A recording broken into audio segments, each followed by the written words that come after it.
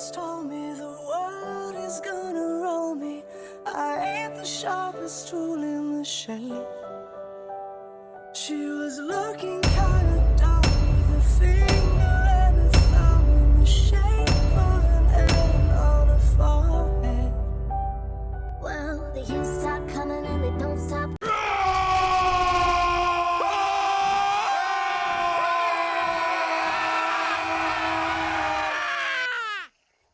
There are 2 Ks, 2 Es, and 2 Rs in this logo, but they don't get any special Shrek treatment. This logo is racist against like 80% of the qualified alphabet. Imagine thinking that because the letter S is stylized, the other letters in Shrek should also be stylized. I mean, what's next?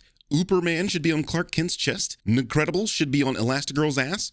Believe me, it would fit. Once upon a time... Narrating. Yes, but this is a satire of fairy tales based on an actual book. This is legitimately how 99% of them begin in movie form, and 100% of us don't give a shit. Shrek tears out 1 page, but the story in the book skips ahead all the way to the wedding of the princess and the knight. This is CinemaSins, yet again, blatantly manipulating a scene. The part of this scene they cut out shows Shrek reading the story and making it nearly to the end before ripping the page out to wipe his ass. Once upon a time, there was a lovely princess, but she had an enchantment upon her of a fearful sort, which could only be broken by love's first kiss. She was locked away in a castle, guarded by a terrible fire-breathing dragon. Many brave knights had attempted to free her from this dreadful prison, but none prevailed. She waited in the dragon's keep, in the highest room of the tallest tower, for her true love, true love's first kiss. Like that's ever gonna happen. Like that's ever gonna happen. It took only 90 seconds for this movie to get to its first joke. Also, by dramatically crumpling this page, he just made extra work for himself to make it viable toilet paper. As I mentioned earlier, Shrek is based on a book, and in that book, Shrek is a rude and repugnant character. This is who he is what I'm saying. Also, Shrek apparently depends on books to wipe his ass. You're missing the joke here. Shrek, and by extension the movie, is wiping his ass with fairy tales. Do you get it, or do I have to continue holding your hand? Also, the movie literally wipes his ass on fairy tales, informing us this is going to be a new, fresh, subversive take on the genre. That will need 3 sequels and a spin-off. Not only do you apparently understand the point and are pretending not to get it, you've spent the last 30 seconds and 6 sins on this book scene. If CinemaSins running up the sin count trying to bleed a stone isn't proof positive that this is a fantastic film, I don't know what is. Also, the song All-Star, by which the word ubiquitous was nearly replaced by a Muzak version of this song in all the dictionaries of the world. Sinning All-Star. That's worth these many sins. I'm just kidding.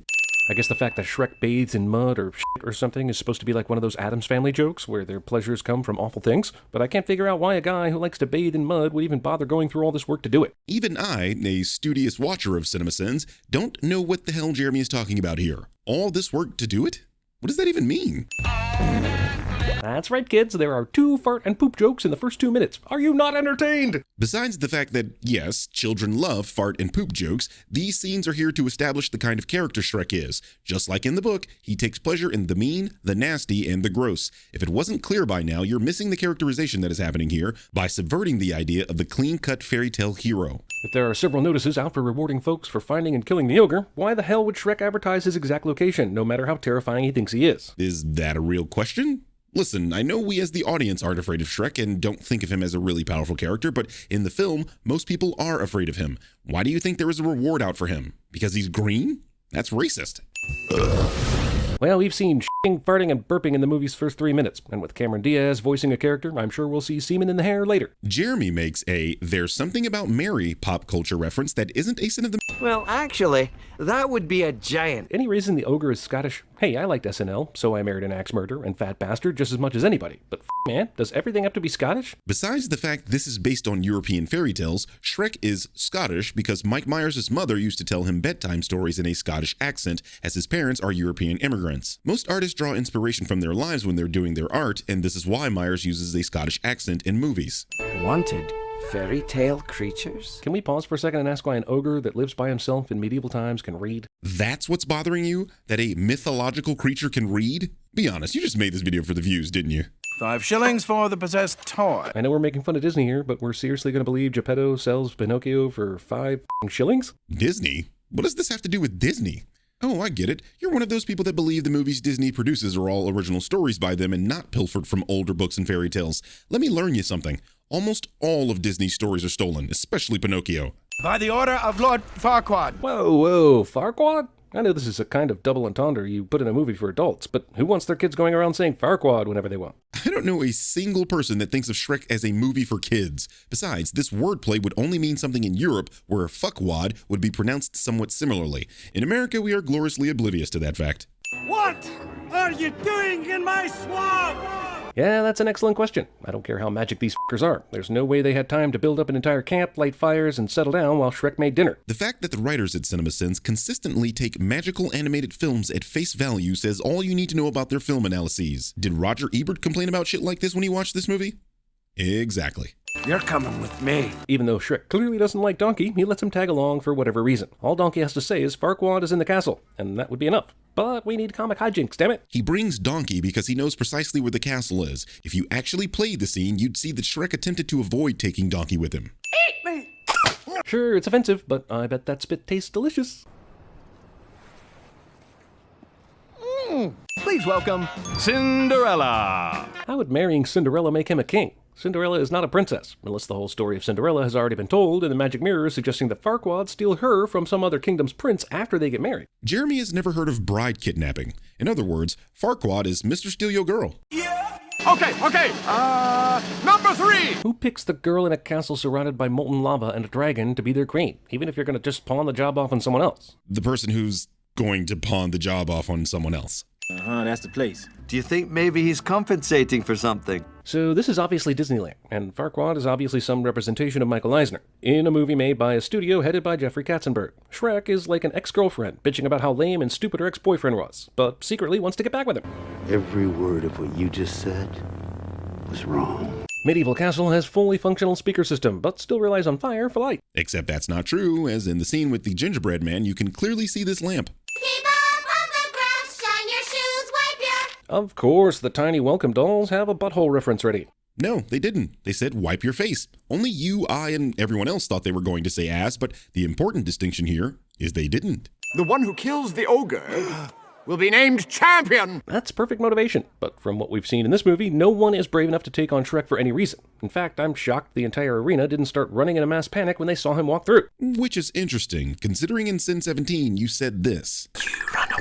Yeah, but don't you guys have pitchforks and rakes and stuff? I mean, sure, the torches are toast, but Jesus, these guys don't even take a swing at him. So either you're aware that most people are afraid of him and won't even take a swing at him, or they will, but it's definitely not both, as these points clearly contradict each other. Crowd cheers a hideous ogre assaulting their own men because he has a good finishing move. I'm fine with you lamenting the cheering, but hideous ogre?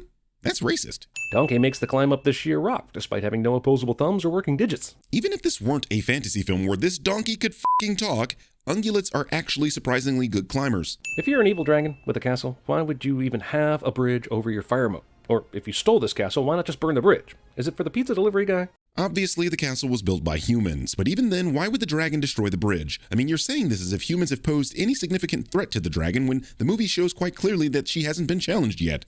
That'll do, donkey. That'll do. That's a Gordy reference right there. I feel so smart when I get it. It's actually a Babe reference. I know both movies are about talking pigs, but geez, a 5-second Google would mitigate the irony of you suggesting you're smart for getting this Gordy reference. And yeah, he's an animated ogre from a fairy tale and all, but still, he survives this.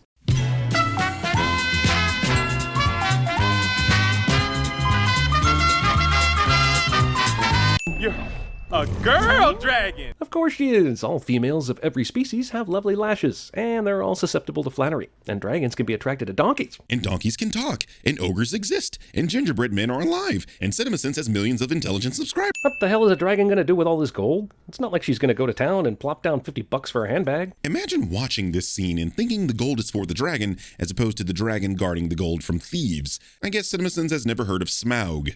The dragon's fire breathing can easily reach Shrek and his friends, but for some reason she's suddenly become frigid. Well, if you actually paid attention to this scene, Dragon has more or less stopped trying to kill them because she's fallen in love with Eddie Murphy's ass. And the first thing I'm gonna do is build a 10-foot wall around my land. And Mexico will pay for it. It's pretty obvious Fiona, despite being in the privacy of a cave, decided to leave her green dress on, despite the fact that she changes into a much plumper ogre. But somehow she doesn't tear through her clothes like She-Hulk. If the new Avengers game has taught me anything, it's that Fiona has the foresight to wear stretchy clothing, especially since she's been this way since she was a kid. Jesus Christ, you can practically see Neil Armstrong on this moon, it's so big. I wonder what'll happen to your head when you see this very real photograph. Of course, In what fucking universe besides this one has Robin Hood been French? It amuses me that you say this with such conviction.